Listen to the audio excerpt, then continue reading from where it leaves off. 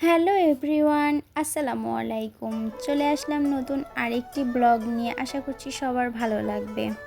ছেলের জন্য একটু নুডলস বানাবো, তার জন্য পেঁয়াজগুলোকে একটু কাটাকুটি করে নিচ্ছি। আসলে অনেক দিন হয়েছে ছেলের জন্য নুডলস বানানো হয় না, তাই ভাবলাম আজকে একটু ওকে নুডলস বানিয়ে খাওয়াই। কড়াইতে এখন পেঁয়াজ দিয়ে একটু হালকা তেল দিয়ে নিব। আর এখন আমি চপস্টিক নুডলসটাকে রান্না করব, তার জন্য একটু পেঁয়াজটাকে ভেজে নিচ্ছি। হালকা একটু ভাজা ভাজা হয়ে গেলে এখন দিয়ে দিব একটা ডিম। আমি এখানে মুরগির ডিম নিয়েছি।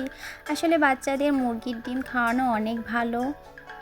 হাঁসের ডিমের তুলনায় মুরগির ডিমটা অনেক ভালো, তার জন্য আমি মুরগির ডিমই খাওয়াই ওকে সবসময়। এখন মুরগির ডিমটাকে একটু হালকা ভেজে এখন পানি দিয়ে নিব। আমি অল্প একটু পানি দিয়ে নিচ্ছি, কারণ আমি অর্ধেকটা নুডলস নিয়েছি, কারণ ও অর্ধেকের বেশি খেতে চায় না, তার জন্য আমি অল্প একটু নুডলসই নিয়ে নিই সবসময়। আর নুডলসটাকে এখন ভাজা হয়ে গেছে, এখন ও খাবে। তো এই ফাঁকে আপনাদেরকে আমার সেই জামাটা দেখাই। আসলে এগুলো আমার জামা না, এগুলো আমি অর্ডারের জন্য বানিয়েছিলাম, সেগুলোই আপনাদেরকে দেখাচ্ছি।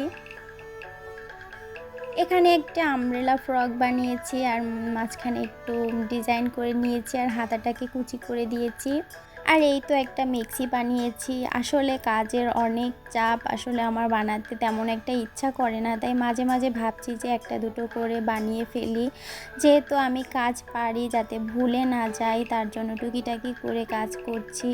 আসলে অনেক দিন শহরে থাকার কারণে সেলাই কাজ তেমন একটা করা হয়নি আমার, তাই ভাবলাম যে গ্রামে যখন এসেছি তখন টুকিটাকি কাজ করেই ফেলি, কারণ তাতে আরও মনেও থাকবে আর শেখাটাও অনেক ভালো হবে।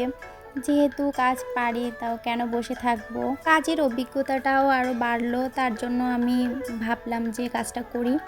তো এখন দেখুন ছেলের মায়েদের অবস্থা, সারা ঘর আমার খেলনায় ভরে রাখে আমার ছেলে। তো সেই খেলনা গোছাতে গোছাতে আমার জীবন তেজপাতা।